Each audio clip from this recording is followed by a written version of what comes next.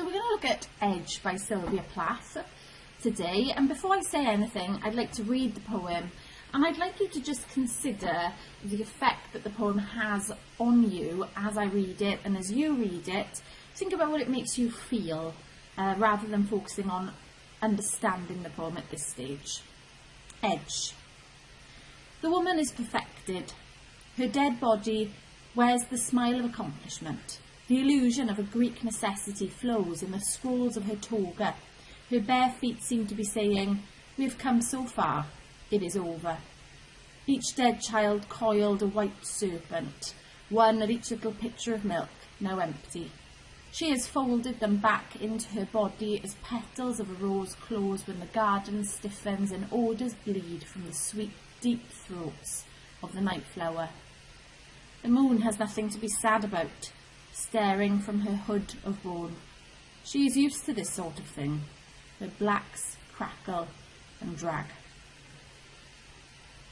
So read it again, possibly to yourself. Obviously we read poems lots of times over, but have a think initially about what you feel as you read the poem. Is it a sad poem? Is it a positive poem? Does it make you feel elated? Does it make you feel tense? Does it make you feel anxious? Does it make you feel threatened?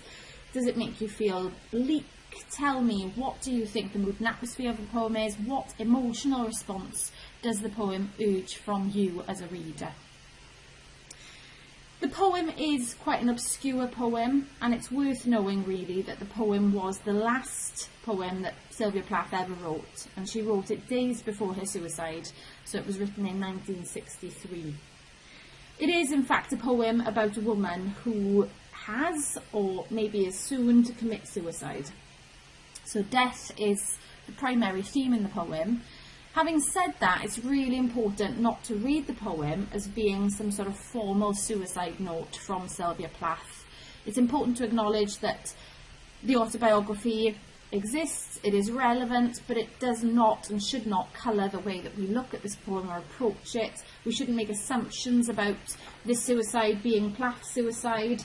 In fact, the poem is actually an amalgamation of many drafts of other pieces of Plath's work that she was working on for years ahead of writing this. And in fact the title of the poem was not originally Edge. She changed that later as she was amending this poem or transforming it into what we see today, just days before she killed herself.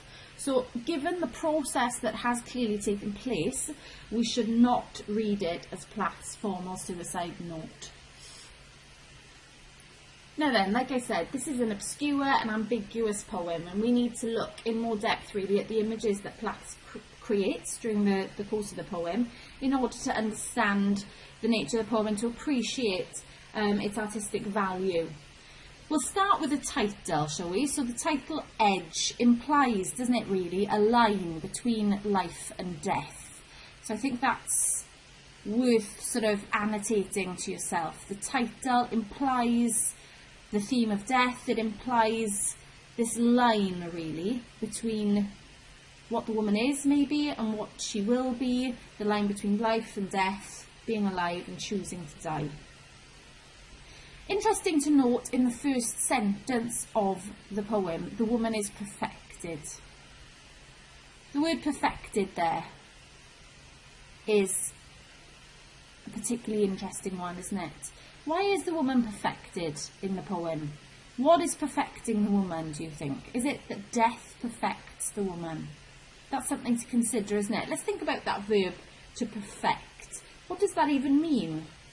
Well, it means to complete something, to master something, or to make something flawless.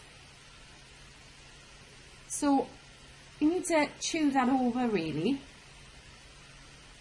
In this poem, has the woman become a master of something? Is she the master of death because she's choosing it for herself? Does death make her complete? Is Plath suggesting that actually death has the power to free a person? Or is she flawless in death? Is she not able to make mistakes anymore, for example, because of death? What is the relationship of death to that word perfect, and what does the woman feel that she gets out of this death?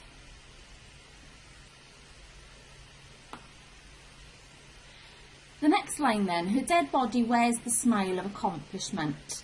That there is the only reference to pleasure really in the poem, the smile of accomplishment. There is no other form of pleasure really present in the poem. So the question is, why does the woman smile here? What does she mean? The body wears the smile of accomplishment. What has she achieved? What has she accomplished? Has she accomplished death? Is that why she's smiling? Why could she be smiling? What pleasure is she drawing from the poem, from the feeling that she obviously feels? I want you to have a think about that. Moving on, the illusion of a Greek necessity. You need to annotate this part of the poem and make a note to yourself that here a reference or an allusion is being made to Greek mythology. Some critics argue that the poem is making a reference to Medea, who in Greek mythology was a woman that avenged her husband's betrayal by killing her 2 children. So potentially when Plath mentions the illusion of a Greek necessity, she is alluding to Medea, who avenged her husband's betrayal by killing their 2 children. Other critics argue that in fact the reference is to Artemis, a Greek goddess who was powerful, beautiful. Her attribute was the moon, which maybe ties in with the mention of the moon later in the poem. And Artemis was a virgin goddess who remained unconquered by love. And she killed anyone who pursued her, and in doing so, in pursuing her, attacked her chastity. So in Greek mythology, or in Greek tradition, in Greek culture, actually they believed that any sudden death, particularly of women, was as a result of Artemis and her arrows. So that's something that you need to make down. It's also worth noting that in Greek culture, in the ancient Greek world, Greeks didn't actually frown upon suicide. In fact, they often believed suicide to be honourable. So it's worth considering, isn't it? Is Plath suggesting, or is the speaker of the poem suggesting, that suicide is an act of bravery in this poem? Having said that, in ancient Greece, there were actually ritual suicides as well that were demanded of disgraced individuals within the classical world. So does that give us a different idea about what suicide is being portrayed like in this particular poem? It's up to you really to have a think about that.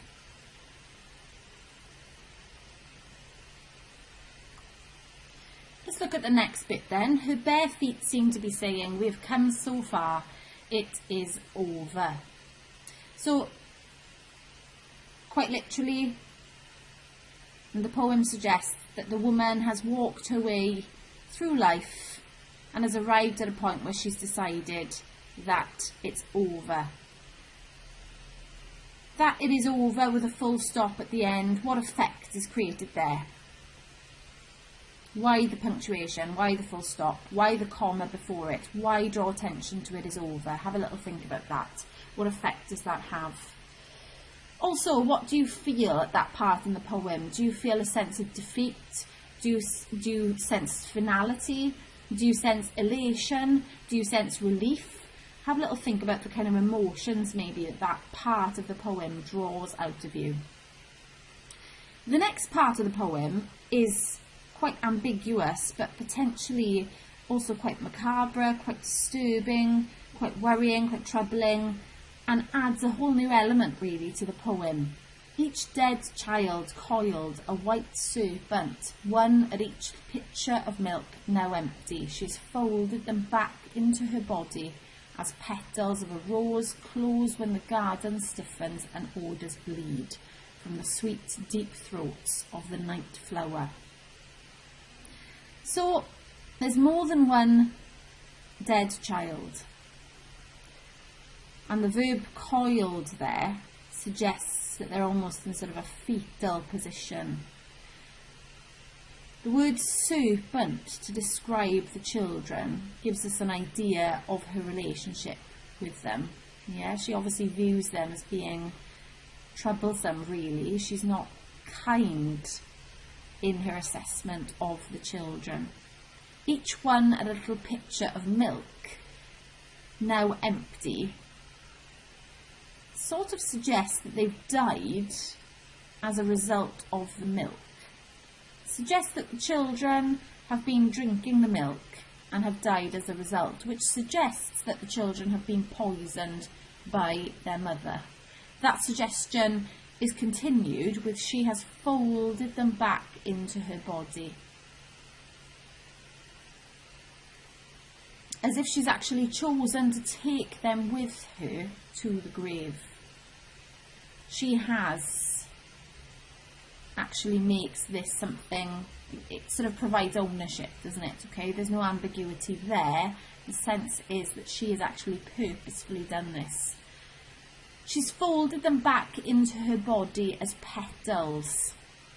It's an interesting image, that, isn't it? Okay, and again, the fact that they're coiled, the fact that the children are folded, reminds us of fetuses in the womb, as if she's taking back to death with her everything that she's brought into this sort of life that she's lived. When she folds them back into her body as petals, there's a level of beauty suggested in this act. Petals of a rose close when the garden stiffens and odours bleed. Traditionally, the garden, the rose, flowers, they're actually sort of images that imply love and romance in literary circles, in the literary world. But here the garden stiffens.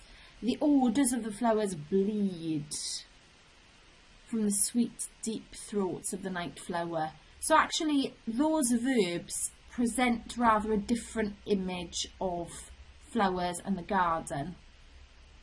They're images that contradict really with the traditional ideas that we have about the garden and flowers. In fact, stiffens and bleed are both things that bodies, or maybe more specifically corpses, do. So the imagery of the garden relates to the corpses of the children, and hopefully you can see that those verbs there are quite troubling.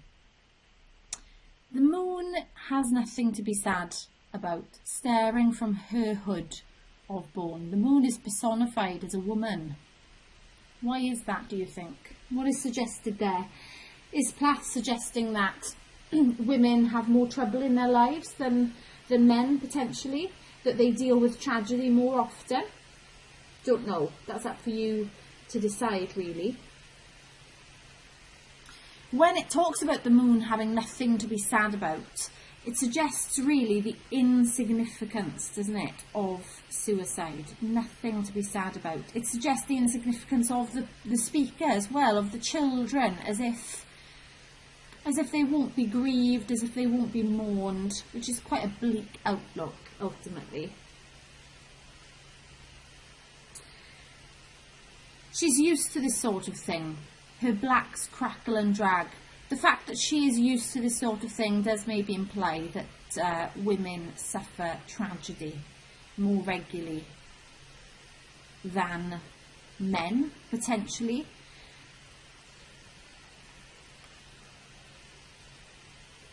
The final line of the poem is potentially particularly ambiguous. Her blacks crackle and drag. What is implied by that? Well, obviously her is a reference to the moon, and the reference to crackle and drag, particularly drag maybe, might suggest sort of the moon's interaction and relationship with the world. You may or may not know that the moon actually dictates the tide in our world, and therefore potentially the final line of the poem in some way suggests the responsibility of the moon for the deaths, as if she has interfered with the world in such a way that the suicide has ended up coming about. It's an interesting idea, isn't it, at the end, an interesting sort of presentation of the moon. The moon is indifferent, the moon represents the cosmic order, and ultimately it suggests that death means very little really for the cosmic order. Having said that, there's a sense or suggestion that the moon is in some way responsible for the cosmic order because of its interaction, not for the cosmic order, sorry, for the suicide of the speaker because of its interaction with the world. So ultimately, it is a poem about death. It is a poem about suicide. It's famous for the fact that it's been written in 10 couplets. There's use of enjambment throughout the poem, I'm sure you'll note. And actually, the lines are largely short, the wording is largely sparse, and I wonder why you think that is. Why the fragmentary nature of the poem? Why? What does that actually show us and suggest to us about the speaker and how she feels at this point? Does the structure in some way reflect her exhaustion? Does it reflect the disordered and unbalanced nature of the speaker? Is that for you to decide, really? Like I said, it's really important not to be drawn into reading this as a suicide note from Plath. But it is obviously significant that ultimately it was written just before her suicide. And potentially critics would argue that it is very much indicative of Plath's writing, to be honest, at this stage in her career and in her lifetime. She became gradually more and more detached in her writing, and potentially there's a sense of that detachment here.